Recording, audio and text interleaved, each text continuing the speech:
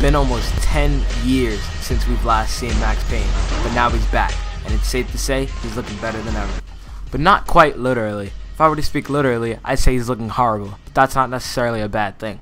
Now, if you haven't played Max Payne 1 or Max Payne 2, that's okay, because the game does a great job of letting you know what happened in the past game. Max is still suffering from the loss of his daughter and the loss of his wife. After all, that's not something you just get over. The Max you'll witness here is deep.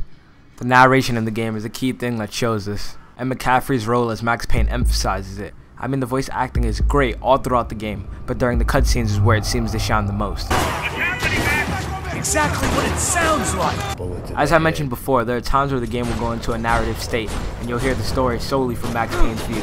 These moments are great, and they shine. I'd been sitting at the bar for 3 hours, or about 5 years, depending on how you looked at things. These moments not only have great writing, but they also help present a cinematic experience to the gamer.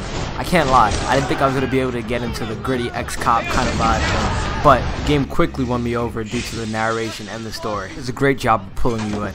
At the beginning of the game, I kind of felt like I didn't care for the minor characters, but that's only because the game doesn't want you to care for them in the beginning, much like Max Payne in the game doesn't actually care for them. Who we were protecting were local celebrities, rich parasites with delusions of humanity. In fact, throughout the game, Max Payne doesn't really care about for a lot that he does. He just finds himself in these situations and he feels he has to deal with them, one way or another.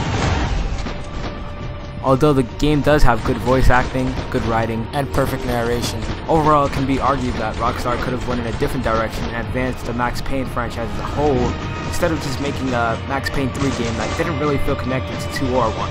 It actually just feels like its own game. Although I respect the developer's decision to take it to a new setting, I felt like they could have done a little bit more with it. It seems like the story revolves more around other people than Max. Max Payne is a great character, and because of that, it kind of makes you want to know more about him. You know, besides the history with his family. Overall, I don't feel like it really drives the story any forward for Max Payne himself.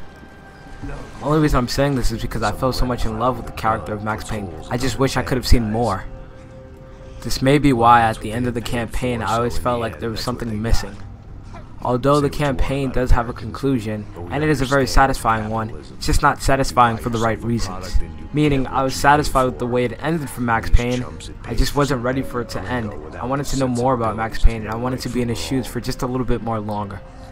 However, the trade-off is you get a very accessible game that anyone can pick up and have fun with.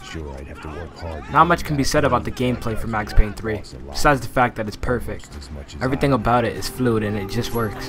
You can tell the developers put a lot of effort into making the gameplay as best as it can be, and they achieved just that. One of the new things the developers added in is a cover-based system. It simply works like this: press a button and Max goes into cover. However, the guys at Rockstar spiced it up a little bit. If Max stays in cover for too long, then eventually the enemy will come in and try to get him. Although this is a little change, it actually spikes the difficulty up quite a lot. A lot of other shooters have trained you to stay in cover for too long, but this game gets you to move, and nothing like the bullet time helps you do that. Bullet time is a system in Max Payne 3 that basically slows down time. This enables you to do cool Matrix-like jumps and get easy headshots on the enemy. Although it's not unlimited, it refills every time you kill an enemy, and it refills even more when you get a headshot. Now let me say something, the game is pretty hard as it is, but you'll definitely need to use bullet time, especially on the harder difficulties. Speaking of difficulties, the game includes a lot of them, so any player can challenge themselves or start in easy or do whatever they like. The game also includes some extra bonus modes and things that you can do in single player, but we won't talk too much about those. Just know that they're really fun to play and add an excellent replay value. Another reason that you might want to play again is because of the graphics, which I must say are great.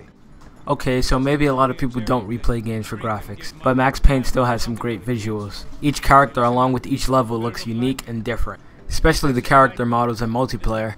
And speaking of multiplayer, Max Payne 3 has an awesome multiplayer. It's actually really fun and addicting. Even if you played games like Red Dead Redemption or GTA 4, this multiplayer still has something brand new to offer you. You can customize your loadout. This means adding different guns, adding different perks, anything. The level designs are also very nice. I would mostly say it's not hard for a beginner to jump in and get a kill. However, one thing that should be noted, it's kind of a learning curve. It's not necessarily that hard to learn how to play the game, but they kind of jump you in without any tutorial or anything. There's not really an explanation on how the perk system works or anything. You just kind of have to figure it out for yourself. It's not really that hard to figure out itself, and once you do figure it out, everything else should be a breeze, and you're going to have a lot of fun. The multiplayer side also features a lot of modes and maps that you can play on and have fun with your friends. Speaking of friends, it also includes a new crew system that would work great, so if you have any friends with Max Payne, you should definitely let them know. Gang allegiances were the only thing that would keep them alive. Although it would have been great to see a little bit more moments in the campaign focus around Max Payne, Max Payne 3 is a solid game that features good voice acting, good narrative, and amazing writing. If you're using a rental service, I highly recommend you rent this game, and if it's on sale anywhere, you should get it right away.